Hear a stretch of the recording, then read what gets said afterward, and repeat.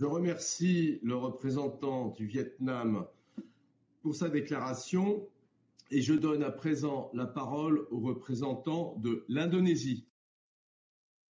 Merci beaucoup, Mr. President. At the outset, allow me to, like others, thank the briefers, as RSG Leila Sirogi and Jamal Hussaini, the director of Safe ActMind, for his most useful inputs. Mr. President, I will focus my comments on 3 points.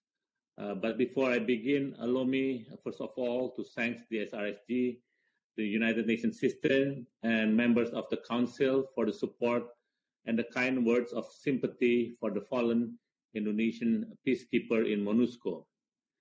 It is a sad time for us in Indonesia, as we have never had any casualties from an attack since we started joining the UN peacekeeping mission in 1957.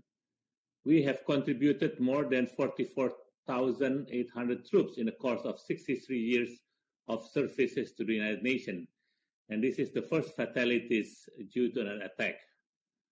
I must say it is the toughest and painful job that I have done in serving all these years in the United Nations as ambassadors, and which is to write personal letters to the wife and children of Sergeant Major Rama Wahyudi, expressing our condolences. I hope colleagues does not have to do the same thing as I did. And of course, I will convey all your messages of condolences to the Indonesian government and the family of the fallen soldiers, as well as Private Muhammad Safi Makbul, who is now recuperating. The Indonesian peacekeeper was our engineers that are tasked to build a bridge near Beni in the DRC. He was there to help with infrastructure and the livelihood of the people in the eastern DRC. Just like us, he was there under the idealism of the United Nations in saving and improving the lives of the Congolese. I pay tribute to all other fallen blue helmets who have served with honor and ultimate sacrifice for global peace and security in MONUSCO, as well as other UN missions all around the world. We shall never forget their services. Mr. President, this tragedy brings me to my first point, which is the need to ensure the safety and security of peacekeepers. Increasing attack by armed groups, such as ADF, has claimed numerous civilian lives, and now it has claimed the life of a peacekeeper. This is the first casualty in MONUSCO from attacks in the last 2 years. To be able to carry its mandate of protecting civilians, MONUSCO needs to first protect itself. We have heard from across UN peacekeeping missions, attacks directed straight to peacekeepers have increased. This is indeed worrying, since UN peacekeeping mission is the face of the UN on the ground. Attack toward its peacekeeper is an attack toward the institution that we love. It is time for us to seriously look at our peacekeeping efforts to increase professionalism and performance, as well as funding and capacity. The safety and security of the peacekeepers remain high on Indonesia's priority.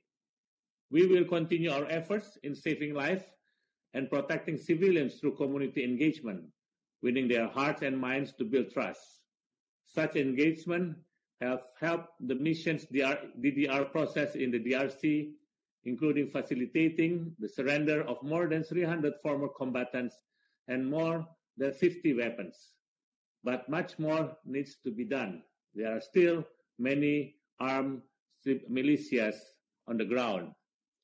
Second, we need to maintain the momentum of peace that was started by the DRC last year. The Central Africa and the Great Lakes region has been positively impacted by the peaceful transfer of power in the DRC last year. This is indeed an opportunity that should not be missed.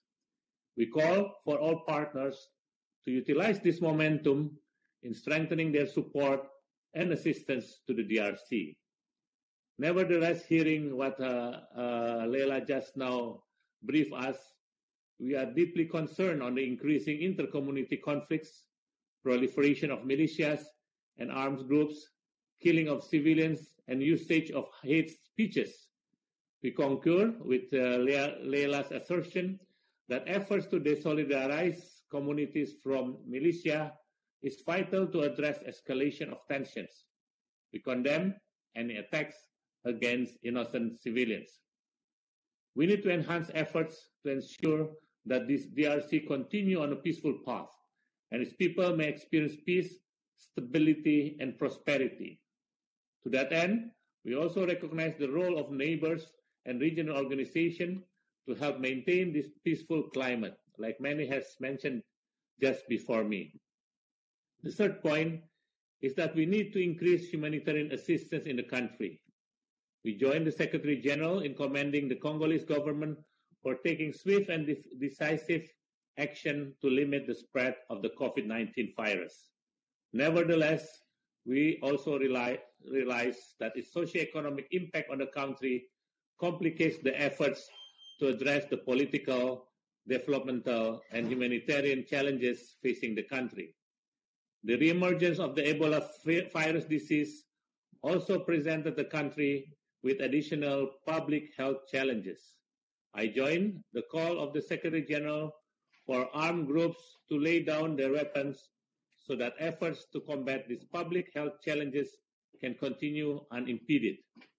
We also call for all partners to increase their humanitarian support for the country. We should ensure that our brothers and sisters in the DRC continue on the path of peace. Indonesia will continue to support efforts in this regard with its sons and daughters on the ground. I thank you. Je remercie le représentant de l'Indonésie pour son intervention et je donne à présent la parole